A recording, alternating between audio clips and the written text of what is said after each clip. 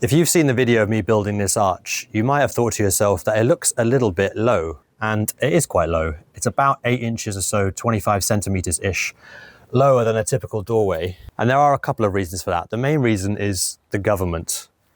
Planning rules, basically. If you're not from the UK and you're not familiar at all with the UK planning system, there are a lot of quite strict rules about what you can and cannot do and what you need explicit planning permission for. So you have to apply to your local authority, your local council to get permission for.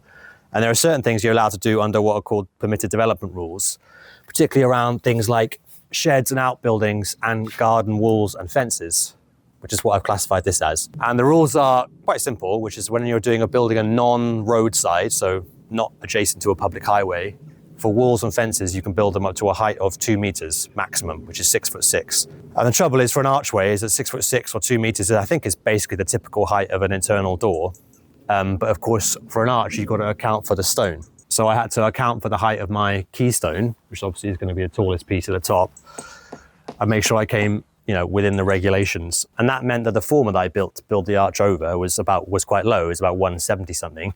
Meaning unless you're 5 foot tall, you have to duck to go underneath. And I'm not tall, but even I have to duck a little bit. And you might say in that case, well, why didn't you apply for planning permission if you're having to duck through a small arch and you could have made it taller? Well, I mean, for anyone who's ever applied for planning permission will know it can be an incredibly long and drawn out process.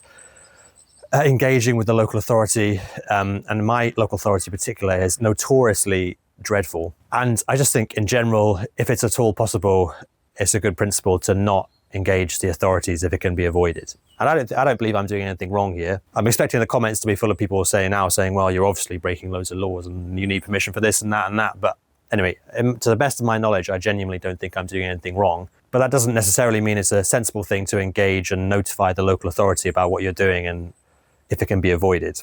I think, and also ultimately that's a threshold that once you've crossed, there's no return really. When you start to engage with the planning authority and have them come visit or maybe inspect and that kind of thing, so I thought really it was just sensible for this project to try and avoid getting bogged down in the whole planning permission thing and try and do as much as I can realistically under permitted development rules, or at least my understanding of permitted development rules. And genuinely, in my case, it's honestly not that annoying. You do have to duck a little bit for me, but because I'm not that tall, I'm not having to, fold myself in half. And I grew up in an old house with quite a lot of little, low doorways, because old houses in this country do have low doorways because people used to be shorter. I'm kind of used to it. I was a bit concerned that because these walls are so thick, they're so deep, they're almost 2 feet thick, so 50 odd centimeters. I did think that maybe that would be more annoying because it's quite a prolonged stoop. But honestly, it's not that much of a big deal. And the people I know also not particularly tall. I don't know why that is. I don't really know many tall people. I feel like all the men I know are sort of average height, sort of in the sort of under 6 foot, 5'10" to 6 foot sort of range. I did see a couple of comments saying, well, what about us people who are well over 6 foot? Well, there's always the side entrance. You can step in over that gap that I put in the wall over there. If any of my Dutch subscribers ever visit, you might find it easier than coming under here. But it's true, if you're well over 6 foot, this would be very, very annoying. I can see that. If you're 6'6", 2 meters tall, you'd have to basically fold yourself in half to get underneath here, which would make the space borderline unusable, really. And I'm sure some people would say and would just have built it to whatever height they wanted and just see what happened, and ultimately, if it came down to it, you can apply for planning permission retrospectively.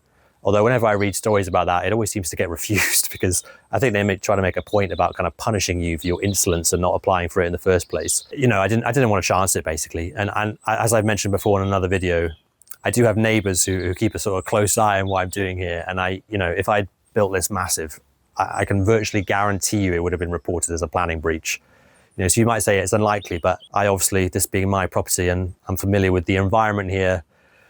And yeah, I think I genuinely made this with the expectation that somebody someday is going to come with a clipboard and a tape measure and measure it from the local authority. You might think that's unlikely, but I wanted to be prepared for that and not be forced into taking it down or, modifying it or, applying for planning permission retrospectively. It's just hassle that I don't really need. And as I say, for me, because I'm not that tall and the people I know are not that tall, it's kind of okay. I should add that most local people who see what I do here, and particularly when they look up through the stairs from the roadside, when you see the work I've done to the steps and the gate I made, obviously, and now the arch, people are very positive generally. They stop and talk to me. Since I completed the arch, I've been doing a bit of digging out to the front, and a few people have stopped already and said, "Look at amazing. Bloody hell. That is amazing. Thank you." I don't want to paint my neighbourhood this sort of areas of people who is sort of really negative. Far from it. Most people are really positive, and they say nice things about what it looks like from the road. It doesn't look as good from this side, to be totally honest. And that was kind of a deliberate choice. I used all the best pieces of stone basically on the outside, the entrance as you go in for the cameras.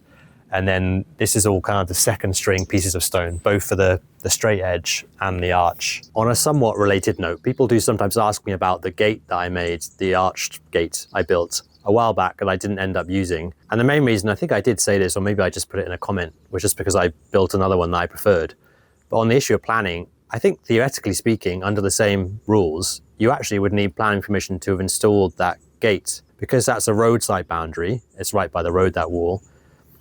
And it's well over 1 meter. I mean, it is obviously an existing boundary, and you're allowed to modify and repair anything that's there already. And parts of that retaining wall there are about maybe probably 6, 7, 8 foot high actually.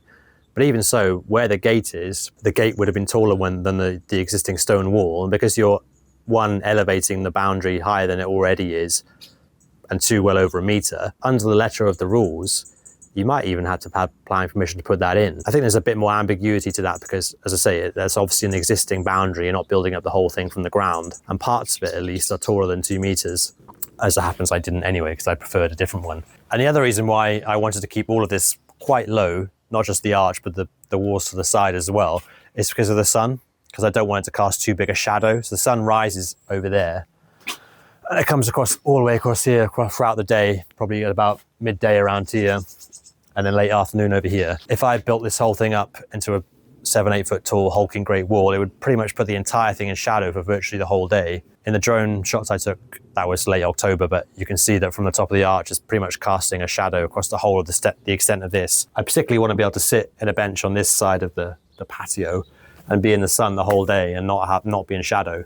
And as it gets later in the year, obviously that becomes more and more difficult. So I didn't want to make it that much taller. So even if there was no issue with permissions, I wouldn't have made it that much taller. I might have made it 3 to 4 inches taller, I think, in a dream world. Maybe another 10 centimeters on the arch, and also on the arch and then the inside of the arch, obviously, and then across the whole of the side walls as well. And that would have been the perfect balance between not having too much shadow cast on the patio space, and for me being able to go under it without having to duck. But as I said, I am trying at least to stay within my interpretation of the permitted development rules and not get into trouble with the authorities if it can be avoided. And ultimately, if it comes down to it, if my hand is forced, I would apply for planning permission to be able to continue this project if that's ultimately deemed necessary. I'm not totally averse to that. It's just if I can avoid it, I will. I did also do quite a lot of rebuilding of the corner of the second building, which I've been starting to dig out. I didn't put much if any of that in the video I did, but because I wanted to integrate this wall into this wall as I was building it up, I needed to rebuild this corner, and then to rebuild this corner I had to build as far away as over here. So even to build the arch way over there, at one point I was building as far away as here. I'm hopeful that I can finish the transformation of this first building next year. I've now completed 2 sides with the kitchen transformation and the entrance. This end wall, I'm going to, again, for the reasons of not blocking the sun too much, I'm going to keep this relatively low. I'm just going to build up probably to about that height, I think, and keep it probably fairly level going along. And this back wall I'm still planning to build to the maximum height. So if not 2 meters, then certainly approaching 2 meters tall across the whole thing. But I won't be doing any of that until spring, summer next year. That's when building season is gonna start up again. The rest of the year from now until March, I'm going to be focusing on sort of clearing and digging really as much as I can. I do also have big plans to radically landscape the sort of front garden area, I suppose, the area out to the front between the arch and the steps, which is an absolute mess at the moment because has been a literal building site for months. So it needs a lot of work, but I'm going to do another video about that and show you what I've got planned for it. And I should say a big thank you to my Patreon members. I'll put their names on the screen, whose contributions I think must have covered about probably a quarter of the cost of the project. So thank you very much for that. And also thank you to anyone else who ever made any contributions. People sometimes do the YouTube super gifts or whatever they're called, but all very welcome.